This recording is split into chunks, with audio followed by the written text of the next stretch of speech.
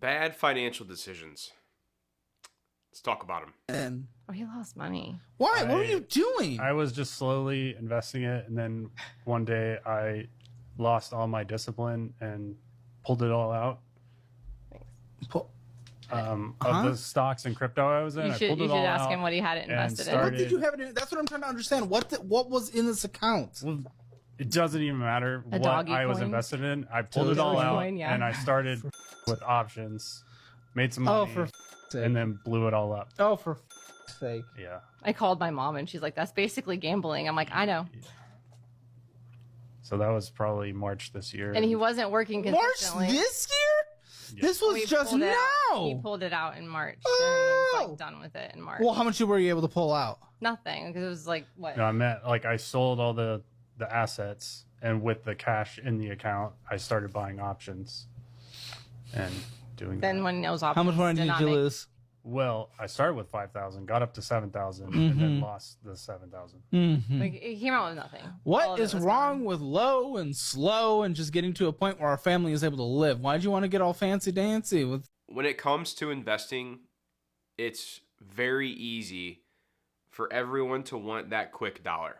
I'm guilty. I've done it. You know, I have lost my fair share of money investing in the market, trying to make that quick buck.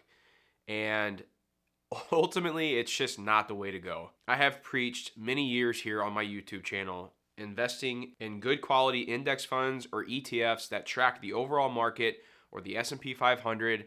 You consistently put money into those ETFs every single month, dollar cost average. Don't care where the stock market's at. If it's at new all-time 52-week lows or if it's at making all new highs, doesn't matter. Keep putting money into that market and keep investing, and over time, you'll be thankful that you did that. Now, when you get stuck in the options game, the meme coin game, that's where you can get hurt very, very quickly. There's beginner's luck. I feel like that's a real thing. Like, there's these new guys that come in, make a quick dollar, and all of a sudden they're like, hey, I know what the hell I'm doing here. And they find out real quick they really don't know what they're doing, and they lose a lot of money. Now, I'm not saying you can't go out and have a certain, allocated amount that you want to be a little risky with. I have that. That's my Robinhood account. My Robinhood account is where I choose to invest a little bit more speculative type stocks. I go a little bit more aggressive, and then I have other accounts like my retirement accounts.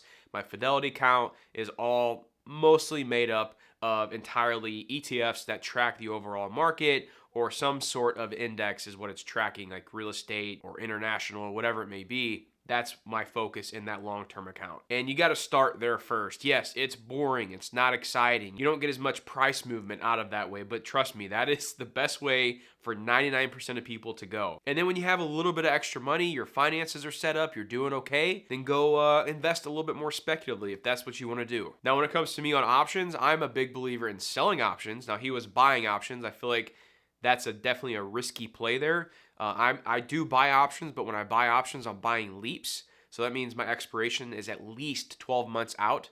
And that's probably the only way I really buy options now. And then whenever I'm selling options, I'm actually earning an income by having collateral either on the cash side or the share side. And I put that collateral up, and in return, I'm earning a premium or an income from placing those trades. I have some older videos talking about those strategies if you guys want to look into that, but as I've said, I first always recommend investing in good quality ETFs or index funds that track the overall market. Next up on this new series of poor financial decisions made by divas so that you don't have to feel so bad about your financial decisions, let's talk about my 60% interest loan. You heard that correct. Hey, if you're new here, my name is Diva. I was the diva of bad financial decisions. I'm no longer that person. I'm just trying to get out from under this. But you can feel better about yours. I promise you, you will. Because when you see what I signed off on, let's just say I hadn't ever actually looked at the interest rate until tonight, and my jaw hit the floor. It's not a payday loan either. I like to reveal the names of the companies, but I don't want anybody to go. He was wrong. My interest rate is 64.78%. I financed $4,500. And the finance charge is $8,836.75. I would pay a total of $13,336.75. I am a wonder at making financial decisions in the past. It gets worse. Final payment date, if I just paid the minimum, is Friday, January 14th, 2028. I financed this bad boy for 5 years. But the most depressing part is that I did $4,500 and I've been paying on it for an actual year because I funded it on October 2nd, 2023. And my remaining loan balance is $4,175.81. They take out $118 every 2 weeks. I hope you feel better. A year she's been paying a $4,500 loan off and hasn't even paid off over $500 in principal at an almost nearly 65% interest rate. I mean, I'm going to give props to her for sharing this experience because this is how people learn. This is why I make these videos, because this stuff does not get talked about enough, because for some reason, finances in our society is just something that's supposed to be private. You don't share what's going on. It's considered rude. But I feel like we need more clarity and more transparency here in the finance space, because whenever you see something like this, there may be, 100 of you out there that have done the same exact thing, and you just had no idea what you were getting yourself into. I mean, I've talked to people whenever I say a 60% interest rate, people don't know what that means. They don't understand what a 60% interest rate means. And when you're saying a 60% interest rate, for those of you that are watching that maybe don't know what that means you're basically paying 60% to a year to borrow whatever amount of money that is. So if you want to borrow, let's say $1,000, to make math simple, a 60% interest rate on $1,000, you're paying $600 a year to borrow that $1,000. That's crazy. So I talk about and show these types of videos to you guys in hopes of spreading awareness and saying, understand exactly what you're getting yourself into anytime you make a decent size financial decision. Taking out a $5,000 personal loan. Understand exactly what you're getting into. If you don't understand, ask questions. Call different people. Hire a financial advisor for a one-time sitting to at least go over it with them so you can have some sort of understanding if you don't have anyone in your life to ask those questions to. Because a $100 visit to a financial advisor could save you thousands of dollars. Now, this next clip, I want to say real quick, I am a big fan of Caleb Hammer's show. If you guys haven't seen it, it's incredible. Some of the stories you see on there are just crazy. Now, this episode is one of the craziest episodes I've ever seen, because I believe this is a married couple, and as a married man, I would be devastated if my wife made some of these decisions. But just know it's pretty crazy. I can go to Target and spend $600 and then I could take it all home and regret all of it, Then return it. but I don't. Okay. So then I just am negative $600 for going to Target. And how much is this loan that you took out that he doesn't know? $6,000. 6,000. Almost what you bring in after taxes and everything on a monthly basis. Immediately, a month has to go to that. How much was this vacation? You took out 6,000? No, the vacation was $4,000. What kind of lifestyle are you guys living? Champagne taste on a beer budget. It seems like we kind of spend when we want to spend. What goals do we have for you guys, for the kids? Where are we trying to be? Looking 5 years down the road, 10 years down the road, 20 years down the road. What are we trying to do? Because right now we're just living for fun in the moment. What are we trying to do? Do we have any combined goal? I don't think we have a goals together. I want a house in Palm Beach by 40. And Are you going to be able to move? I want a second home. No, she wants a second home, which is ridiculous. All right, now listen, you can get a second home. That's not why I made that face. I think I made that face because I've seen the episode, so I know what all she shared. And it's just like she was hiding money from her husband and stuff like that. Like, I'm sorry, but you can't do that in a marriage. Male or female, whoever's doing it, that's just wrong in my book. Like, if you're hiding something from your spouse, That is bad. And you should not do that. There's no other way I can really say it. Now, the fact that she's going to Target and she said she's dropping $600, she brings it back home and she regrets it, but then she never returns the items. Like, one, laziness. Two, I think that may be some sort of addiction issue or something going on there. And that's something that people really do need to watch out for, because that is a real thing. There are people who have a hard time spending money. And if that's you or if that's your spouse, that's something that you need to discuss and work on as a couple. And if there are certain things that maybe you want to discuss with your wife or your husband and say, yes, like, honey, let's work on this issue. And don't just like maybe cold turkey pull everything from them. Like, let's start something like a spending plan here. Hey, go to Target if that's what makes you happy. But according to our budget that we discussed and worked on together, we're only going to be able to allocate $150 a month for your spending habits on Target. So that way you're not saying, hey, you can't do anything, you can't spend any money. Give a little to get a little. That's what my wife and I did whenever we were planning our budget when we first got married and when we got paid off our student loans. I had some stuff I wanted to spend money on and she had her stuff she wanted to spend money on.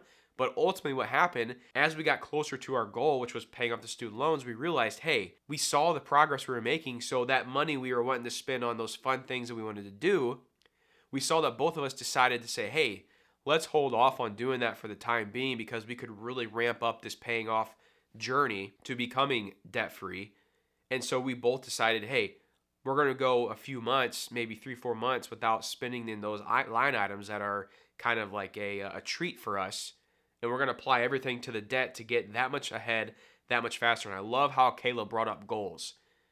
If you're a married couple and you have a spouse, something you guys need to be discussing on at a date night, or make dinner one night together, drop the kids off at the grandparents if you can, or a babysitter, and just sit down and talk about your life. Talk about where you're going. Talk about what goals you'd like to accomplish over the next year, 5 years, 10 years, and how you're going to get there. And make the awkward conversation about finances. Because if you're not talking about finances, how do you know how you're going to be able to get ahead financially? And yes, sometimes the talks aren't fun. Now, unless you're a geek like me and you nerd out over personal finance and helping people out with personal finance, that's one thing. But if you're a couple that just kind of likes to sweep things under the rug and not really talk about finances that much, you guys have to have the conversation. Because the number one reason for divorce is caused by financial issues. So if you want a strong marriage, you have to make the tough decisions to have those talks about finances and what your goals are years down the road. Because not only is it going to help you financially, it may also help improve your marriage as well. And trust me, guys, when your money's right, like you have a good solid foundation and a game plan moving forward, life just seems to be better. When you don't have to always stress about money. Now, I still stress about money in a different way, but it's because I am very eager on getting and reaching my goals. So that maybe brings a little bit of stress into my life because I want to reach a certain goal. But that may also just be called driven. But don't take that lightly. Like, plan it. If you guys are watching this and you've never done that before, plan a date night. Like maybe schedule a massage first, like warm them up a little bit, like get them feeling comfortable, and then take them out to dinner and say, hey, and give them a heads up. Say, hey, there's some stuff I want to talk to you about, and see where it goes. Don't get angry. Don't get aggressive. Ask them questions. Let them give their feedback. But the thing to do here is show them where the end goal is. Like one thing you can say is, hey, how would it feel to be able to take 1 to 2 vacations a year and not have to go in debt to pay for those vacations? How would that feel? Hey, how would that feel to not have $2,000 going out every single month to pay our debt payments? Like, what would life look like? When you can kind of turn it that way and say, and like give them a picture of what life could look like, but you may have to make some sacrifice up front first, it's really worth it. And that's where I think you can kind of win them over while also creating a plan where they still get access to their spending allowance based on agreement between you two. That's where the shift and the power really starts to happen, is when you can both come on board in agreement, and you have to give a little to get a little. That's where the true power can start. So she's bringing in about $750,000 in student loans. Other than that, she's got a yeah. I'm sorry, what is her degree? What did she go with $750,000 in debt for? Dentist. Oh, Jesus, Murphy. Yeah, it's a good school, but it's expensive. You have no idea what you just said. Yeah.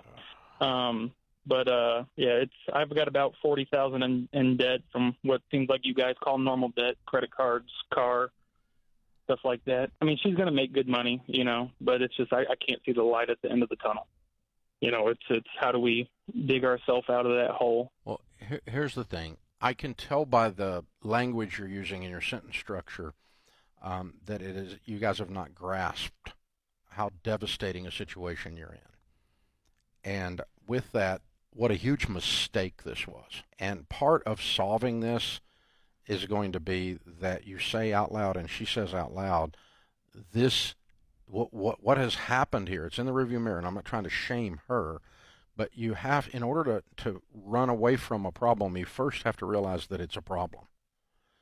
And the language you're using is minimizing this like you owe $30 to somebody or something, and it's no big deal, but it was a good school.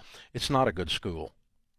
She paid double what she should have paid for her dentistry degree.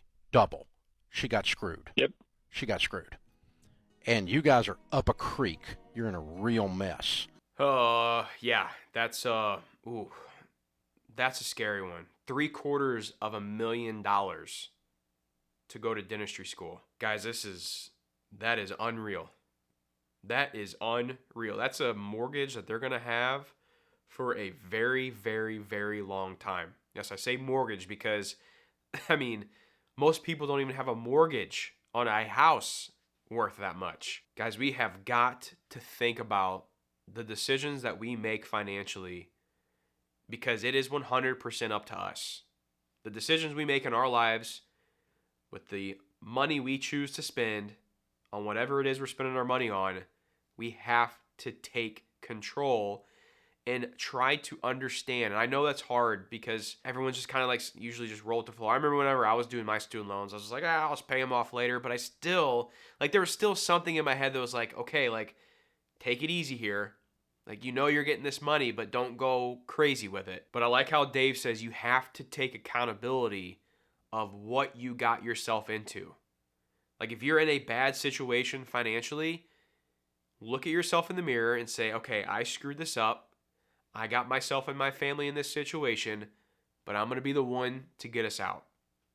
And then start figuring out how you're going to do that. And the best way to start something like that is to start a journey of writing all your debts down, writing all your expenses down, creating a monthly budget, sticking to that budget, and start paying off that debt using the debt avalanche or the debt snowball method. And if you guys don't know what that is, you can watch my last video. I went a little bit more in depth on each one of those strategical ways to be able to pay off debt. Hi guys, my name's Harry. I'm a gambling addict in recovery. I'm 25 years old. I've been an addict since I was 18. I started out when I was 17 going to the pub, as Rebecca said, after starting my apprenticeship, and going to the pub and just with the older boys and playing pokies, only small bets, which then the day I turned 18 I downloaded my first online bookmaker and I was offered a deposit match on the first one I got. Within a month or so I was hooked. I was losing everything I was earning.